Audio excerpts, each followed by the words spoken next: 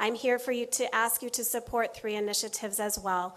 The first is that we look at protecting our parks and conservation land. It's bought with our taxpayer money. We do not want to see it rezoned.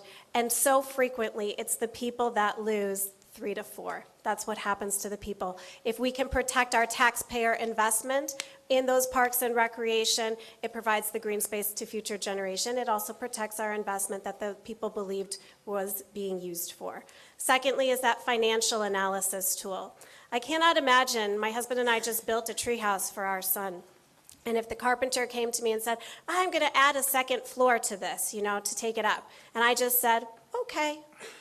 The first question you ask is, how much is that going to cost me?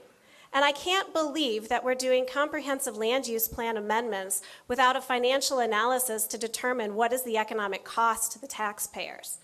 It's completely short-sighted, and it's not fair to the public. The public should have that data. It should be transparent. Please support that initiative.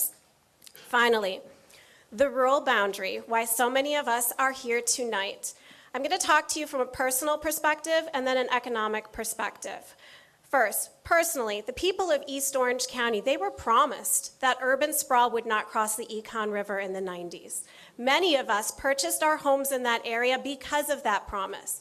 In 2013, Orange County reneged on that promise, very similar to Split Oak Forest, when it was left to us in perpetuity, and yet the county reneged on that in perpetuity, and they approved a road through the forest on us. On an economic point, we have an agricultural community that is robust. It is an agricultural community that our state depends on and our local economy. It has a higher multiplier effect than any other sector that we have here in Orange County. Rural East Orange County is where our agricultural land is. We have reports that have been commissioned by the county that shows that for every $1 that is paid in agricultural land, the county only pays 22 cents in services. That means that that land makes us all money. Now, as taxpayers, all of us sitting in here, development does not pay for itself, and I'm tired of hearing people on this board say that it does.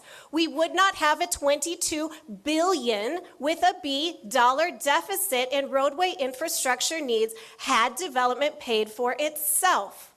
The rural boundary stops urban sprawl. Urban sprawl is an expensive form of building for all of us to support. Yet it's cheap for the developers. Buying an acre for $24,000 in rural East Orange County, instead of buying it in the urban area, is cheap for builders. It's cheap for developers. It's expensive for all of us. It is not right that we are being asked to subsidize developers' buildings in the rural service area where all it does is build luxury homes in an area that is far away from our job corridors. We must build roads to support it. We must have police, fire, schools. It's all an additional expense that all of us then incur.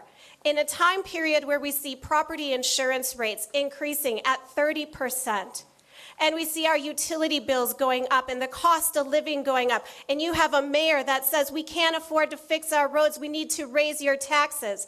People, the writing is on the wall. What's going to happen in a couple of years? It's not going to be a sales tax increase. It's going to be a millage rate increase. It's going to be a tax increase for all of us. And then comes next, our ad valorem tax is going to increase.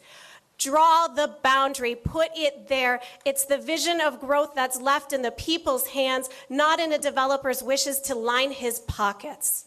It is time that we get a boundary. The stories on the east are the same on the west. In fact, we have now West Side friends because we meet here all the time, trying to fight to protect our community, but also trying to advocate for the best return on investment of our taxpayer money, which is not to build suburban sprawl in the rural service area. It's to revitalize and rejuvenate our inner urban core areas. That is what we must do, and that is what this rural boundary accomplishes. Please support it. Thank you.